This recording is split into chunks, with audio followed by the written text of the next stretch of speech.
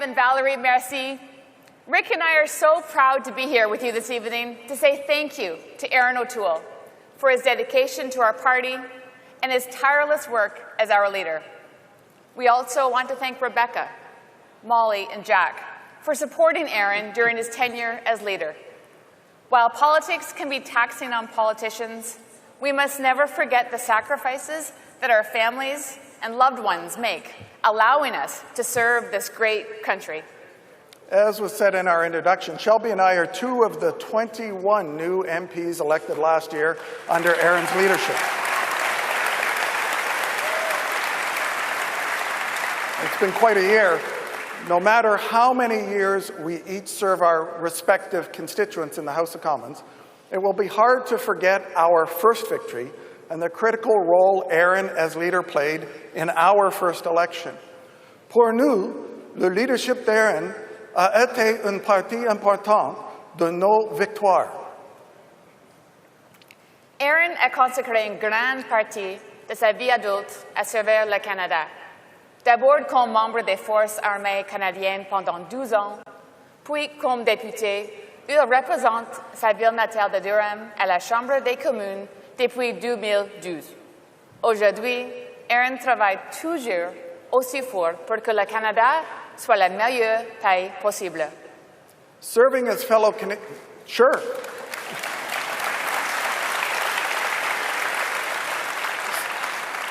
Serving as fellow Canadians has always been important to Erin, as he co-founded, after his military service, the True Patriot Love Foundation, the largest Canadian charity dedicated to serving veterans and military families across Canada.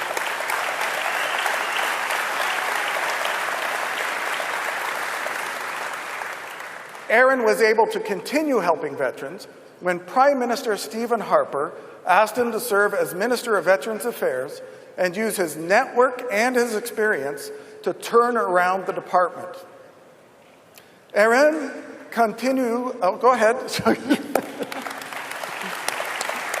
Erin continuait à militer vigoureusement à la Chambre des communes pour des mesures et politiques solides, à la fois pour nos anciens combattants et pour notre défense nationale.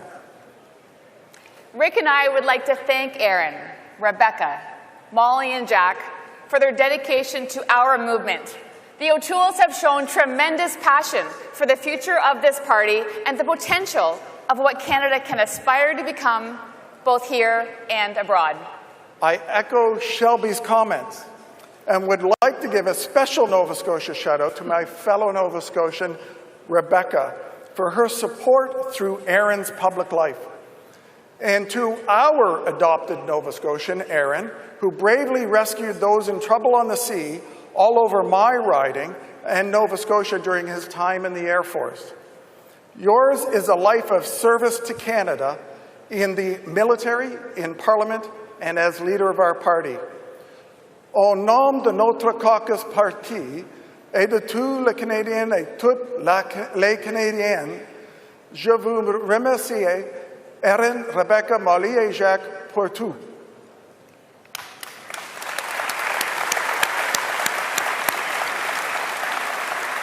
Ladies and gentlemen, please turn your attention to our screens for a word from Erin via video. Thank you, Shelby and Rick, for your kind words. You're both outstanding members of Parliament and great friends. My fellow Conservatives and those Canadians watching tonight, I would like to thank you for your recognition this evening and for the distinct privilege I had being leader of Her Majesty's Loyal Opposition. The sudden passing of Her Majesty Queen Elizabeth II has hit our family hard, like it has millions around the world. Her service above self is an inspiration to us all, and I hope her family and our friends in the United Kingdom find solace in that. I want to begin by tonight repeating what I said in my final speech as leader. Being elected to represent my community in Parliament and becoming leader of the Conservative Party has been the honor of a lifetime. For a kid from Bowmanville raised to value service, to get the chance to serve his country during a challenging time has been a true blessing. For too short of time, I had the privilege of leading the Party of Confederation, a party of important policies, of relentless progress, and of steadfast principle. A party that throughout our history has helped forge the incredible country we cherish today. I want to thank Canadians from coast to coast to coast for the unique privilege of being invited into their lives. Whether it was thanking veterans for their service in a coffee shop in Doketown, New Brunswick, or learning about compassionate addiction treatment at the Last Door Recovery Centre in New Westminster, BC, or serving meals to the hungry alongside tireless volunteers at a Sikh Gurdwara in Brampton, Ontario. My love for this country has deepened the more I saw its citizens in action. I am inspired by the true patriot love of Canadians who work hard, provide for their family, and help their neighbor. Their quiet confidence is the source of our country's true greatness. C'était pour moi un honneur de diriger le Parti conservateur du Canada et de rencontrer des Canadiens et Canadiennes de partout au pays, de l'Est à l'Ouest, de la pêche sur le fjord de Saguenay et au dire de Infoman que j'avais le meilleur plan. C'était un privilège de rencontrer autant de Québécois et de Canadiens francophones qui me parlaient de leurs inquiétudes. Je tiens à remercier les millions de Canadiens qui ont démontré leur confiance en moi et en notre plan pour le pays. My friends, the Conservative Party needs to be united behind our next leader because our country needs unity more than ever before. The Conservative Party needs to be compassionate because Canadians need to be heard and need to be understood more than ever before.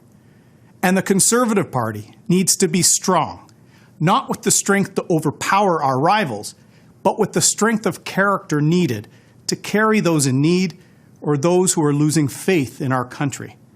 Conservatives must put the unity of our country first, because the fabric of our federation has been stretched thin over the last few years. Loss, fear, uncertainty. The pandemic came to our shores 3 years ago as a health crisis, but has transformed into a political crisis.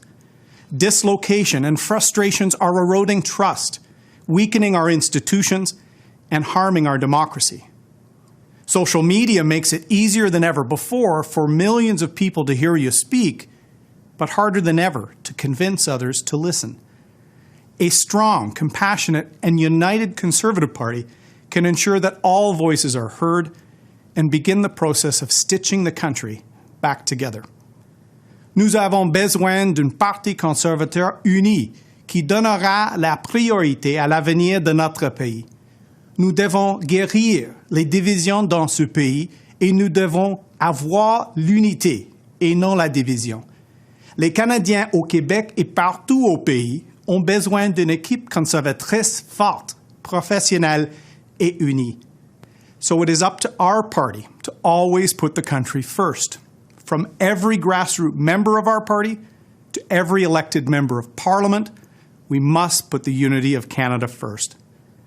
Because then we can show Canadians that with unity there is prosperity for the small business owner in Nova Scotia to the oil patch worker in Alberta.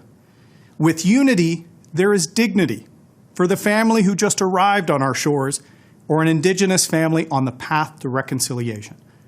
With unity, there is also hope for the nurse returning to the hospital front lines or for the recent graduate heading out into the workforce. And we can show Canadians that with unity, there is greatness, from the brave exploits of those in uniform to the unsung heroism of the local food bank volunteer. We are a great country, and we should never be scared to shout that from the rooftops. And to my Conservative friends, remember, where there is unity, there is always victory. So let's show Canadians a united, strong, and compassionate Conservative Party. I wish the next leader fair winds and following seas as they take the helm. Merci beaucoup. Thank you very much.